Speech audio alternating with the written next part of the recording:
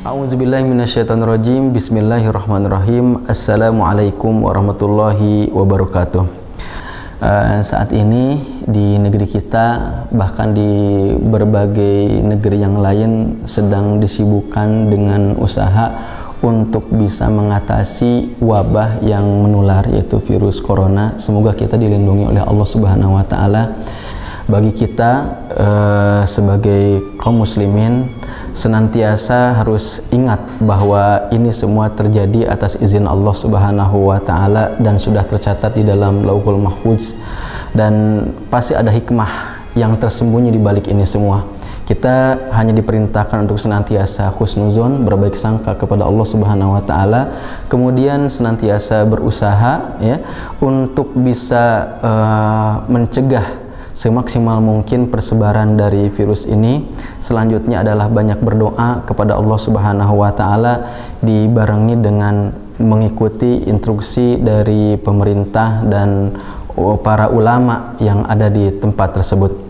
Dalam surat Al-Baqarah ayat 222, Allah Subhanahu wa Ta'ala berfirman, innallaha yuhibbut tawwabina wa yuhibbul mutatahhirin. Sesungguhnya Allah Ta'ala itu mencintai orang-orang yang senantiasa bertobat dan menyucikan dirinya. Jadi dalam ayat ini, kalau kita kaitkan dengan kondisi merebaknya virus corona, ayat ini memerintahkan kita agar senantiasa membersihkan jasad kita dengan cara bertoharoh, kemudian menyucikan batin kita dengan cara banyak bertobat.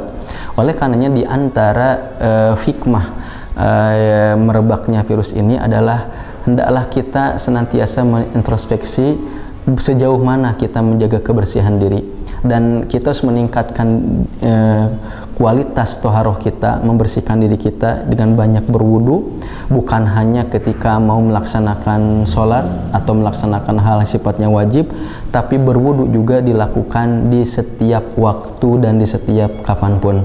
Karena Rasulullah SAW pernah memberikan kabar gembira kepada Bilal bin Rabah karena suara sendalnya itu terdengar di surga, menunjukkan bahwa dia adalah calon penghuni surga. Ketika ditanya apa amalan yang biasa dilakukan oleh Bilal bin Rabah, maka dia mengatakan, saya senantiasa menjaga wudhu. Jadi jaga wudhu, setiap kita ke toilet, buang hadas kemudian berwudhu.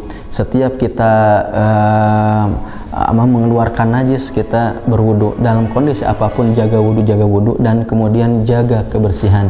At-tahuru syatrul iman.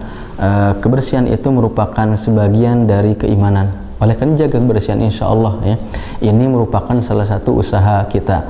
Yang keduanya itu adalah tobat atau wabin. Ya, Allah Subhanahu wa Ta'ala itu mencintai orang-orang yang senantiasa bertobat. Tadi toharo itu adalah membersihkan zohir ya, sedangkan tobat itu adalah membersihkan batin. Oleh karenanya dalam suasana wabah yang merajalela ini, kita diperintahkan agar banyak bertobat kepada Allah Subhanahu wa Ta'ala, banyak beristighfar, banyak meminta ampun kepadanya. Kenapa sebabnya? Karena Rasulullah SAW memberikan kabar gembira kepada siapapun yang senantiasa bertobat kemudian meminta ampun kepadanya, akan senantiasa diberikan ketenangan batin, kemudian senantiasa diberikan kelapangan jiwa, dan juga diberikan rezeki dari arah dan waktu yang tidak disangka-sangka. Man aktsaru minal istighfar ja'alallahu lahu min kulli hammin farajan wa min kulli dhikin makhrajan wa razaqahu min haitsu la yahtasib. Artinya adalah barang siapa yang memperbanyak istighfar, banyak meminta ampun kepada Allah Subhanahu wa Ta'ala, niscaya Allah akan jadikan setiap kegelisahannya, setiap kegalauannya itu ketenangan. Allah juga akan jadikan setiap kesempitan hidupnya itu jadi kelapangan, dan Allah akan jadikan atau berikan dia rezeki dari arah dan waktu yang tidak disangka-sangka.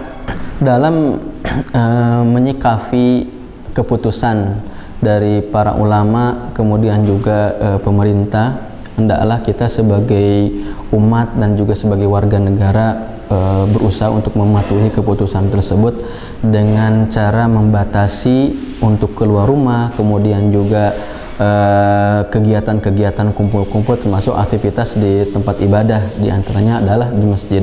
Oleh karenanya siapapun yang berada di tempat selain masjid, terutama di rumah, perlu diketahui bahwa rumah juga itu adalah buminya Allah.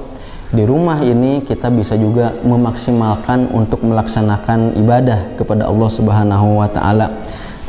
Di masjid kita bisa ibadah, di rumah pun kita bisa memaksimalkan ibadah. Apalagi dalam satu riwayat disebutkan rumah yang mana rumah tersebut tidak suka dipakai baca Al-Quran, tidak biasa dipakai untuk melaksanakan sholat, ya, sholat sunat gitu, maka rumah itu bagaikan kuburan, sesuatu tempat yang sangat anggar. Oleh karenanya di rumah kita bisa banyak mengaktifkan kegiatan-kegiatan positif dengan bertilawah Al-Quran, kemudian juga banyak melaksanakan sholat, ya, sholat wajib juga bisa, sholat sunat juga itu juga bisa dilaksanakan dalam kondisi-kondisi seperti ini. Kemudian juga bisa beristighfar, meminta ampun kepada Allah Subhanahu wa Ta'ala.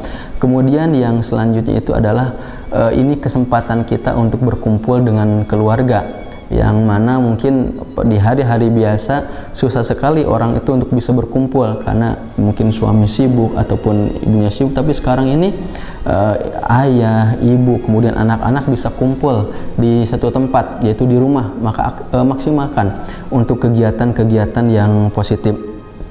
Termasuk juga yang bisa dilakukan itu adalah bisa melakukan baca buku-buku sejarah ataupun kisah-kisah untuk orang tua kepada anaknya gitu. Oleh karenanya kita tetap jangan sampai ibadah itu berhenti disebabkan karena kondisi seperti ini.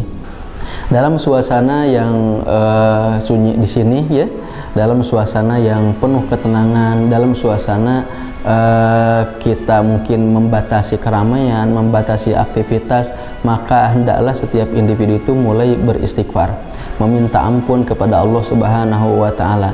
Kita semuanya takut, ya, dengan datangnya virus ini secara tiba-tiba, karena siapapun yang jadi korban itu tidak menyangka bahwa itu adalah akhir ajalnya.